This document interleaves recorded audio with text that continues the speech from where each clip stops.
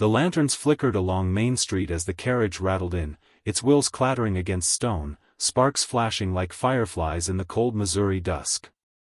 Children pressed their noses to frosted glass, craning to see the stranger who had come to their quiet town.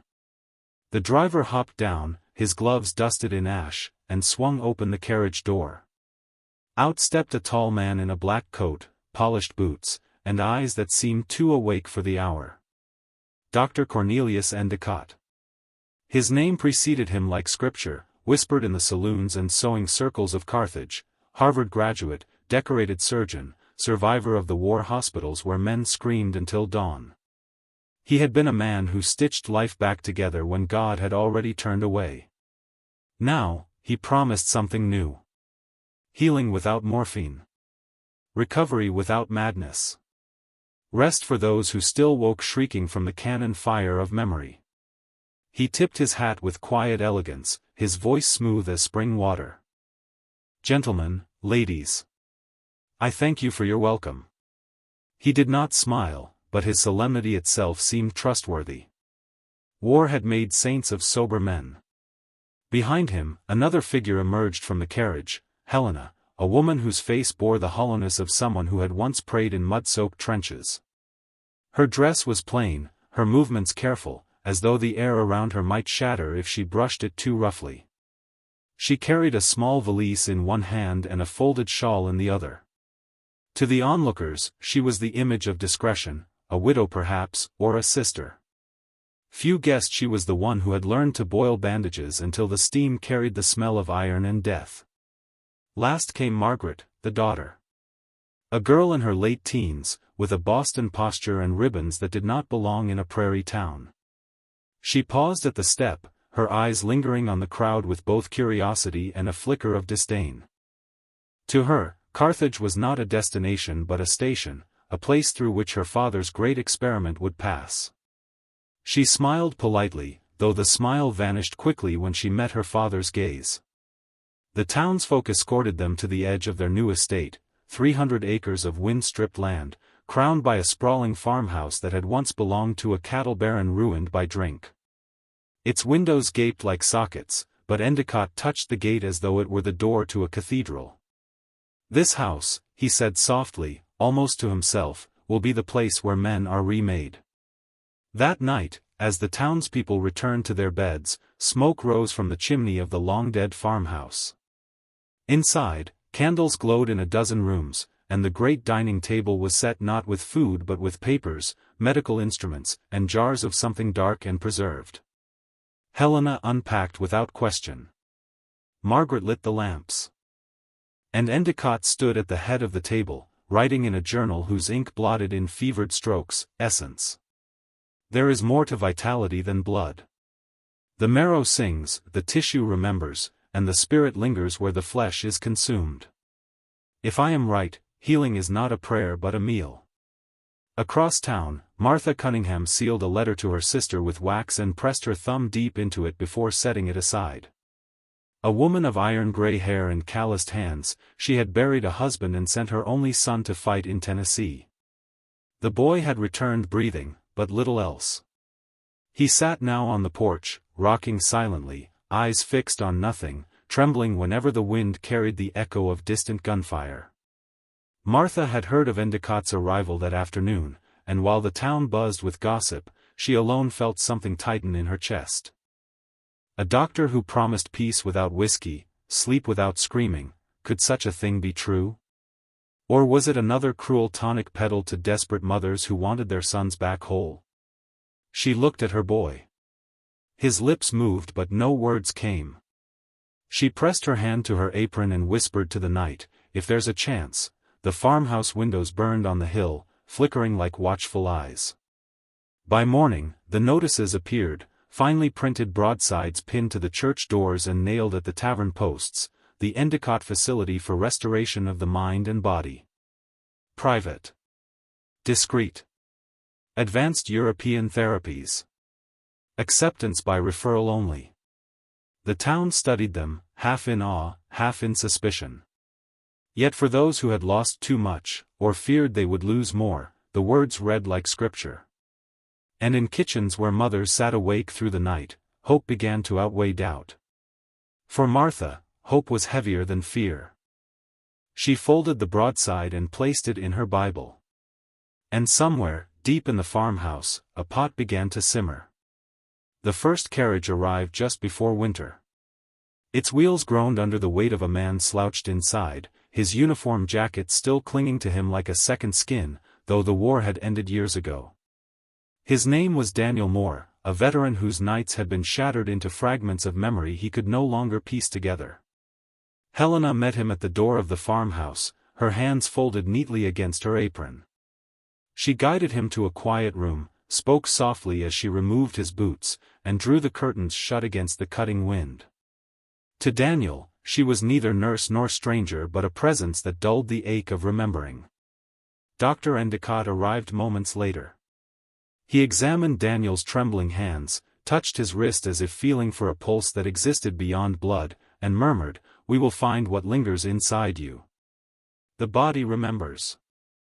And if the body remembers, then the body can be taught to forget." His words had the cadence of scripture. Within weeks, more men arrived.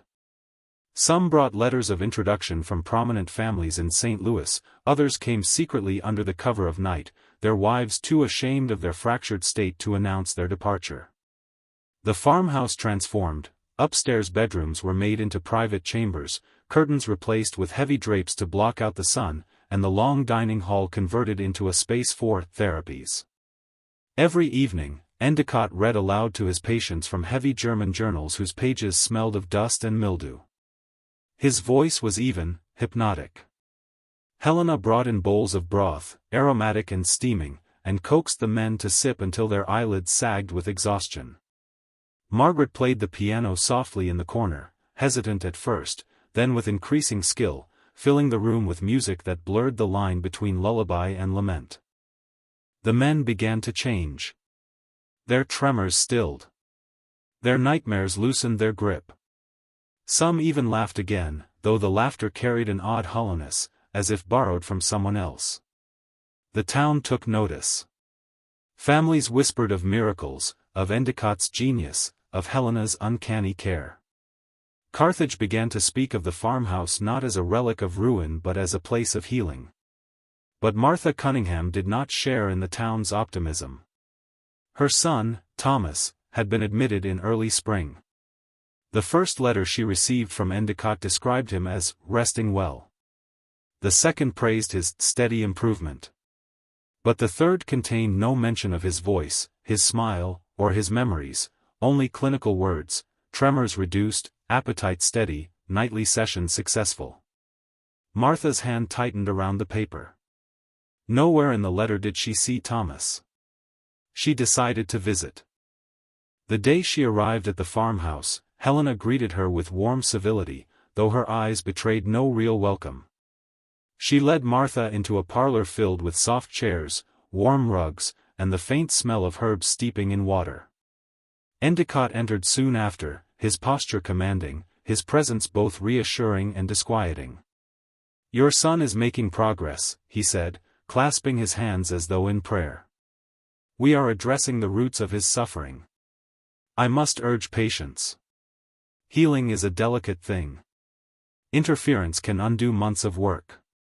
"I'd like to see him," Martha replied firmly. Endecott's pause was long enough to make her skin prickle. At last, he nodded. Briefly. She followed Helena down a dim corridor. At the far end, a door opened to reveal Thomas seated in a chair, his body still, his eyes unfocused. He turned toward the sound of her step. For a moment, one breathless, unbearable moment, she thought she saw recognition in his gaze. His lips parted, but no words came. Then Helena touched his shoulder lightly, and the recognition evaporated. "He is calm now," Helena said softly. "Calm is what he needs." Martha's heart ached with the quiet violence of it. She wanted to cry out, to seize her son and drag him home. But Thomas sat as if rooted, his calmness more terrifying than his tremors had ever been. On the ride back to town, Martha gripped the hem of her skirt until her knuckles whitened. Something was wrong. Her son's silence was not peace. It was absence. That night, a scream cut through the farmhouse walls. Patients stirred in their beds, Margaret's fingers froze above the piano keys, and Helena closed the parlor door against the sound. Downstairs, Dr. Endecott wrote in his journal, "To erase pain, one must feed the body new memory. The marrow drinks. The soul relearns. There is no cure without communion." The ink bled heavily onto the page. And from the kitchen, a pot continued to simmer. The spring rain fell in sheets, blurring the windows of the farmhouse into watercolor. Inside, the air smelled of broth and candle wax. The patients gathered at the long oak table, their faces pale but expectant, as though they awaited a sermon more than a meal. Helena ladled steaming portions into bowls, the surface of the liquid shimmering with a strange iridescence when it caught the lamplight. Margaret sat at the piano, her fingers trembling above the keys. Her father gave her a nod, and she began to play, slow, deliberate chords that filled the silence between spoons and lips. Daniel Moore, the first patient, lifted his bowl. His hands, once trembling, were now steady. He drank deeply, and for the first time in months, a smile touched his face. Around the table, others followed, their eyes closing in reverence, as though partaking in a sacrament. Endecott rose at the head of the table, his journal clutched in one hand. His voice rolled steady and low, "Gentlemen, you suffer not because you are broken, but because you are incomplete. What you take in now is not mere sustenance, it is remembrance without pain, vitality without terror. Tonight, you are made whole." The men murmured thanks. Some wept openly as they swallowed. Margaret's hands faltered on the piano. She pressed her lips together, willing herself not to look at the pot from which Helena continued to serve. But the scent in the air was wrong, richer, metallic, unfamiliar. She had seen her father dissect soldiers in the war hospitals, had smelled iron on his gloves. And tonight, the air was filled with that same scent, only disguised beneath herbs and onions. Her stomach lurched. She forced her fingers back to the keys. Across town, Martha Cunningham lay awake, the memory of her son's vacant stare gnawing at her. She had begun keeping a notebook, scratching down every detail that unsettled her, the brevity of Endecott's letters, the way Helena steered her quickly from room to room, the stillness in Thomas's gaze. On this night, she lit a candle and wrote in the margin, "What did I smell in that parlor? Not herbs. Something stronger. Sweet, but wrong." She stopped, pen hovering. A storm rattled the shutters, and she shivered though the room was warm. For the first time, a thought too monstrous to speak aloud pressed itself against her. What if the cure comes at the cost of others? Back at the farmhouse, the patients had finished their bowls. Their faces glowed with a strange serenity. Endecott closed his journal and set it aside. "You see," he said softly, "peace is possible. The war will never leave you, but it need not haunt you." The men nodded, entranced. Margaret stopped playing. "Father," she whispered. "What was in it?" The room stilled. Endecott turned toward her, his eyes shadowed but tender. "Child," he said, "you know what they endured. You saw the hospitals, the amputations stacked like firewood. The war has already claimed them once. I only give them back what they lost." Margaret's breath caught. "You mean," he stepped closer, lowering his voice so only she could hear. "The marrow restores what the soul forgets. To take from the dead is mercy. To let the living decay is cruelty. Do you understand?" Her eyes blurred with tears. She wanted to scream, but the men at the table were smiling, calm for the first time in years. How could she condemn what seemed to heal them? Helena laid a steadying hand on Margaret's shoulder. Her touch was firm, almost possessive. "It is kindness," she murmured. "Your father has found what no one else dared seek." Margaret's vision swam.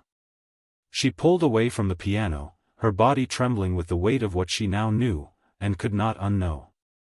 That night, long after the patients had retired to their rooms, Margaret crept down the hallway. The lamplight cast long, warped shadows across the walls. She paused at the kitchen door. The pot still sat on the stove, half full, the liquid dark and thick. A cloth covered the counter, but beneath it she saw the outline of something unmistakable, a hand, pale and lifeless, fingers curled as though still reaching. She clamped a hand over her mouth to stifle the cry that rose in her throat. Behind her, footsteps. "Margaret," her father's voice said gently, "you should not be here." She turned, tears streaking her cheeks. "This isn't medicine. He stepped closer, his eyes burning with conviction rather than cruelty. "It is salvation. For them. For us all. You will see." Her knees buckled. She pressed herself against the doorway, shaking her head. But his gaze held her fast, not a monster's gaze, but that of a man utterly convinced of his righteousness. And in that moment, Margaret realized the truth more terrifying than the pot on the stove. Her father believed. The storm had passed, leaving the farmhouse soaked and silent. Yet inside its walls, silence did not mean peace. It was heavy, like a secret pressing down on every beam of wood and every breath of air. Margaret lay awake in her narrow bed, staring at the ceiling as shadows swam across the plaster. The image of the hand on the counter would not leave her. She had scrubbed her own hands raw, as if the memory could be washed away with soap and water, but the smell of iron still clung to her. From down the hall came the faint sound of weeping, not hysterical, but muffled, controlled, as if someone wept into a pillow. She rose, bare feet cold against the floorboards, and crept to the door. The sound was coming from one of the patients' rooms. She leaned close, listening. "Please," a man's voice whispered. "No more." A door creaked open behind her. Helena stood in the corridor, a candle flickering in her hand, the flame carving deep shadows into her face. "You should be asleep," Helena murmured. Margaret froze. "Someone's crying." Helena's expression did not change. "They are healing. Healing is not always quiet." She reached out, her free hand brushing Margaret's cheek with unsettling tenderness. "Do not let doubt steal what your father has built. Doubt is poison." Margaret swallowed hard, retreating back into her room. But the whisper from behind the door lingered, etched into her mind. Across town, Martha Cunningham was preparing to act. She had filled 3 pages of her notebook now, each one crowded with observations, the vacant stare in her son's eyes, the unnatural calm, the way Endecott's letters had grown colder, as if Thomas were no longer flesh and blood but a specimen. But it was not enough. Whispers carried in town, families who had sent their men to Endecott but had stopped receiving visits, neighbors who claimed they heard carriages arrive at night but never saw anyone leave. No one wanted to believe it. Belief was too painful. Martha went to the courthouse instead. Judge Whittaker, a weary man with drooping eyes and an iron pocket watch, heard her out with the air of someone who had fielded too many complaints. She laid her notebook on his desk, her hands trembling. "I'm not asking you to take my word," she said, her voice hardening. "I'm asking you to see with your own eyes. Something is happening in that house. My son is not recovering. He's vanishing." The judge thumbed through her notes, his brow furrowing. "You accuse a Harvard-trained physician of, what, exactly?" Her voice broke, but she forced the words out. "Of consuming what he cannot cure." The judge snapped his watch shut. "That's a grave charge, Mrs. Cunningham. Do you have proof?" Martha leaned forward, eyes burning. "If you wait for proof, more of them will disappear. How many widows must knock on your door before you act?" The room hung heavy with her words. At last, the judge sighed. "I will authorize a visit. Discreet, for now. But if you are wrong, Martha," "If I am wrong," she cut in, you will have wasted a morning. If I am right, you will save lives. Back at the farmhouse, Margaret stood in the kitchen, staring at the covered counter.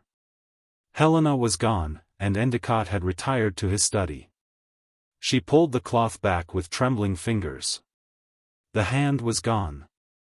But in its place, lined neatly on a tray, were bones, cleaned, polished, labeled in her father's meticulous script. Her breath came in shallow bursts. She stumbled backward, knocking over a glass that shattered across the floor. Endecott appeared in the doorway, journal in hand. He looked not angry, but almost tender. "You see, Margaret," he said softly. "This is not death. This is preservation. Proof that nothing is wasted when used with purpose." Her voice cracked. "They trusted you." "They still do," he replied, stepping closer. "Would you rather see them screaming in the night? Would you let them drown in memories when I can give them peace?" Margaret's throat tightened. She wanted to answer, but her words dissolved into silence. Outside, the wind carried the sound of approaching hooves. Lanterns flickered on the horizon as Judge Whittaker's carriage creaked up the muddy road, with Martha Cunningham seated inside, clutching her notebook like a weapon.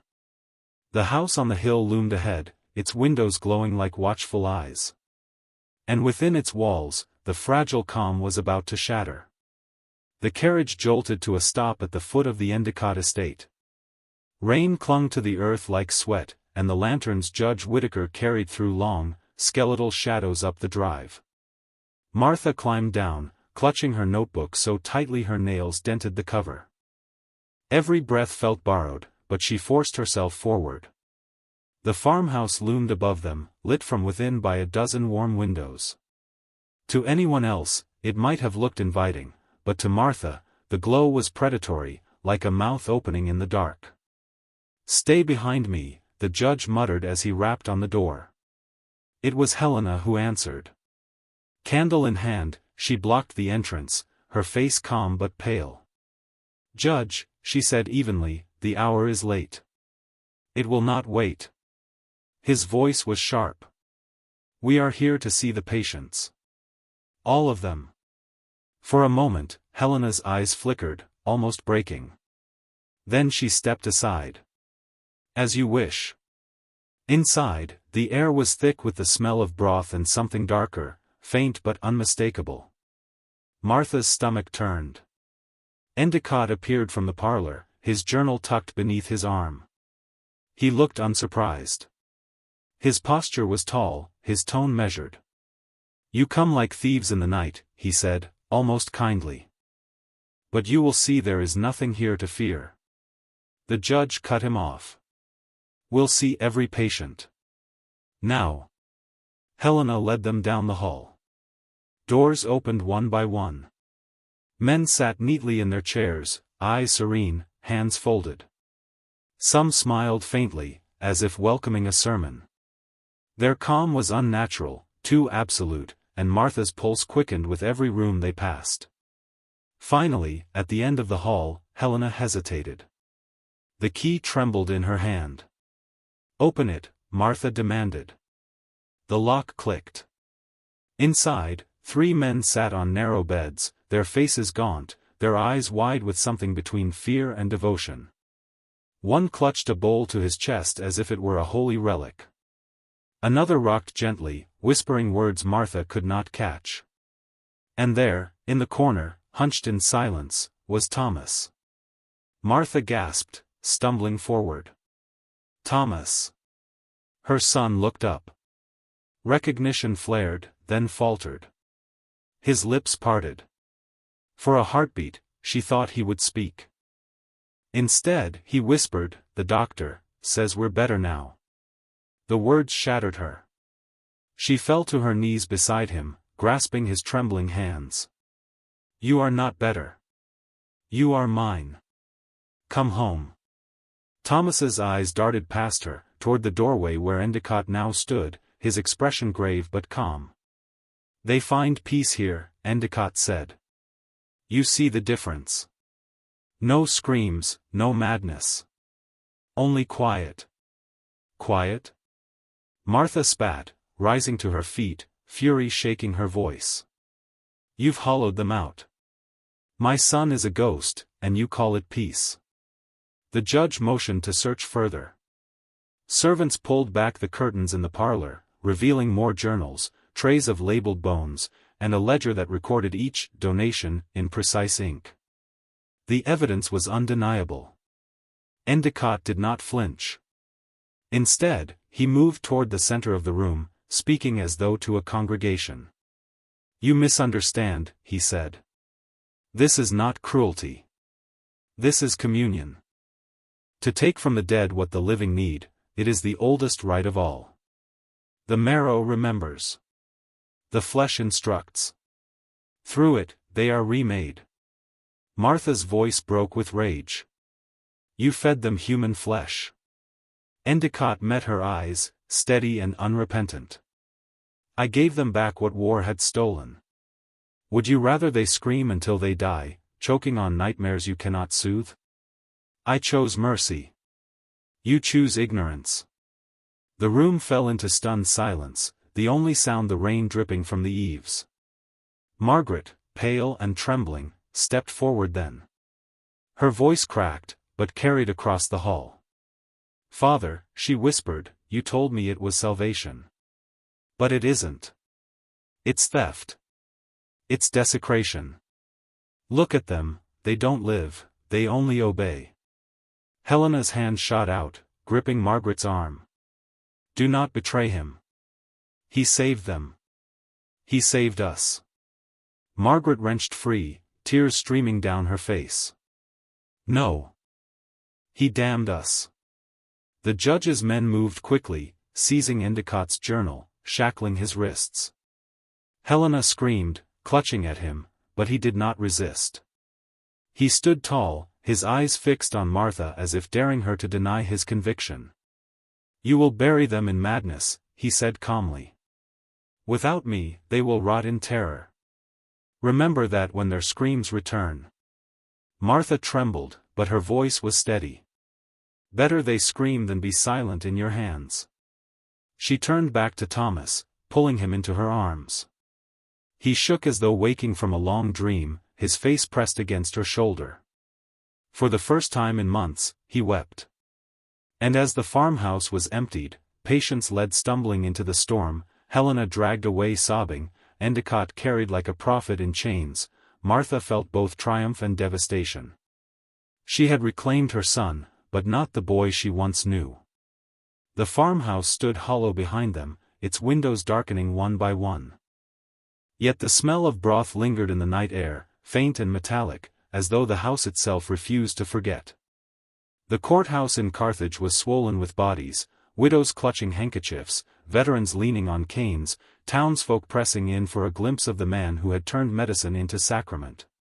Journalists arrived from St. Louis, from Kansas City, even as far as Chicago. Their pencils scratched furiously as testimony poured into the air like smoke. Martha Cunningham sat through it all, her son at her side, though Thomas's gaze remained fixed somewhere beyond the walls. He wept quietly when others spoke, but never when asked to recall his own time at the farmhouse. Endecott stood shackled but dignified, his words never wavering. "You call it horror," he said during cross-examination, his voice echoing through the wooden chamber. "But I call it relief. These men were shattered. I bound their wounds not with stitches but with marrow. I did not murder them, I preserved them. I did what God would not." The word sent ripples through the gallery. Some shuddered, others nodded faintly, as though afraid to admit that part of them understood. When Margaret took the stand, her voice was brittle but resolute. She told of the piano, of the nights when broth was ladled into bowls that smelled of iron, of the polished bones labeled in her father's hand. She could not look at him as she spoke, but her tears fell onto the railing, each one a small betrayal of blood. Helena refused the stand entirely. She sat silent, her eyes fixed on Endecott as though he were still her general and she his last soldier. The verdict came swiftly, guilty on all counts. The sentence, life imprisonment. When the judge read the ruling, a murmur swept the room like wind through a field. Some applauded, others wept, and Martha closed her eyes, whispering a prayer she had not spoken since her husband's death.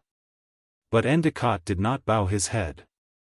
He smiled faintly, as though the trial itself had been nothing more than a sermon to an unworthy congregation.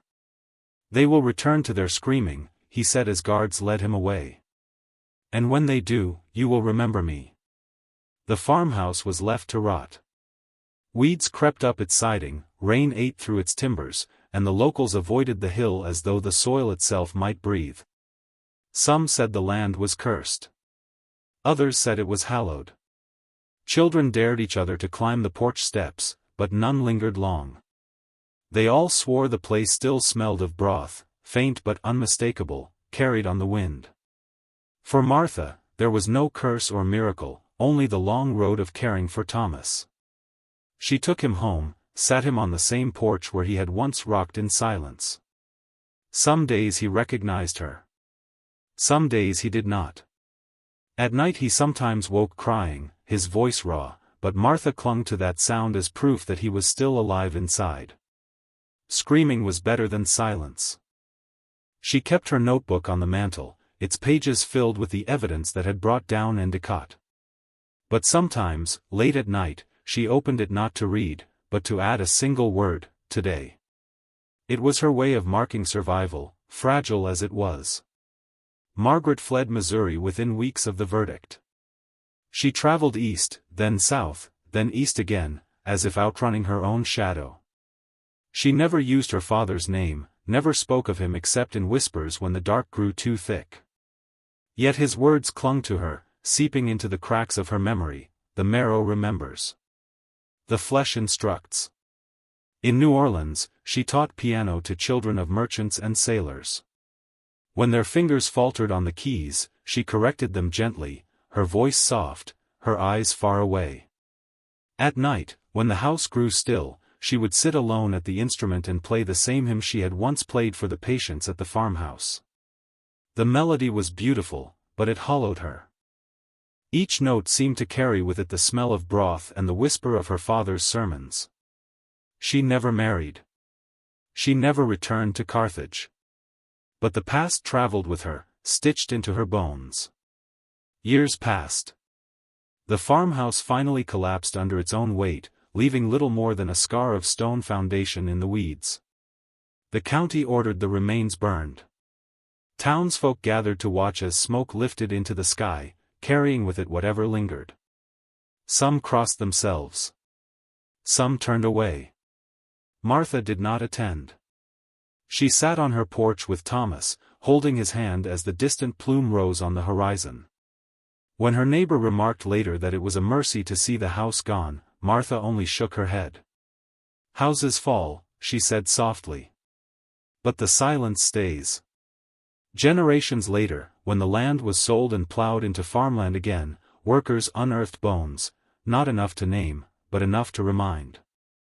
The discovery made the papers, briefly, and then was folded into legend. Children still whisper about the Endecott place, daring each other to speak his name at night. Some swear that if you listen closely in the fields, you can hear faint music, the ghost of a piano carried on the wind. Others say the smell comes first, sweet, metallic, like broth simmering on a stove no one has lit in 100 years.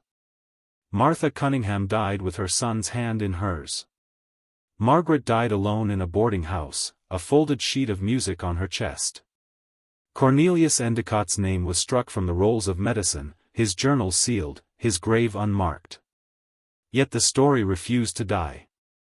It clung to kitchens and courtrooms, to hymnals and hushed gossip, to anyone who had ever wondered how far a man might go in the name of healing.